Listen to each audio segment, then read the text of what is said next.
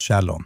ఈ దినం దేవుని వాక్యం కీర్తనల గ్రంథం 42వ అధ్యాయం మొదటి వచనంలో దావీదు భక్తుడు ఇలా మాట్లాడుతున్నాడు. దుప్పి నీటి వాగుల కొరకు ఆశపడునట్లు దేవా, నీ కొరకు నా ప్రాణము ఆశపడుచున్నది. ప్రతి జీవికి శారీరక ప్రాణాధారం నీరు, మనకు ఆత్మీయ ప్రాణాధారం వాక్యం. దుప్పి ఏ విధంగా నీటివాగుల కొరకు ఎదురుచూస్తుందో, నీ జీవితంలో కార్యం కొరకు నువ్వు కూడా ఎదురుచూస్తున్నావేమో. అయితే ఆ దుప్పికి తెలుసు నీటివాగు దగ్గరనే ఉంది అని.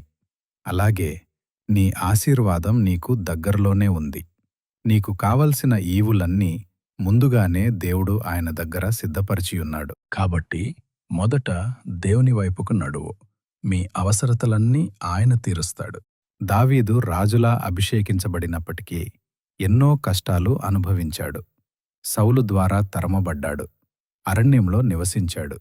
అయినా కూడా దావీదు తొందరపడలేదు. నిరీక్షణ కలిగి దేవుడి కొరకు ఎదురుచూశాడు. సింహాసనం కన్నా ఎక్కువగా దేవుని సన్నిధినే కోరుకున్నాడు. ఈరోజు నువ్వు కూడా నీ జీవితంలో జరుగుతున్న ఇబ్బందుల గురించో, కష్టాల గురించో ఆలోచించకు.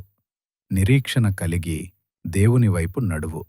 దావీదును రాజుగా మార్చిన దేవుడు నిన్ను కూడా ఒక ఉన్నత స్థానంలో నిలబెట్టబోతున్నాడు.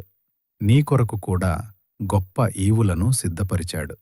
ఈ నిరీక్షణ నువ్వు అలసిపోవడానికి కాదు, ఆయనతో నీ బంధాన్ని ఇంకా బలపరచటానికి.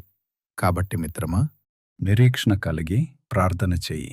ఈ వాక్యం ద్వారా దేవుడు నీ ఆత్మను తృప్తిపరచునుగాక. ఆమెన్. ఈ సందేశం మీ హృదయాన్ని బలపరిస్తే లైక్ చేయండి, మీ మిత్రులకు షేర్ చేయండి, ఆమెన్ అని కామెంట్ చేయండి. మరిన్ని దేవుని వాగ్దానాల కోసం మా ఛానల్ని సబ్స్క్రైబ్ చేసుకోండి.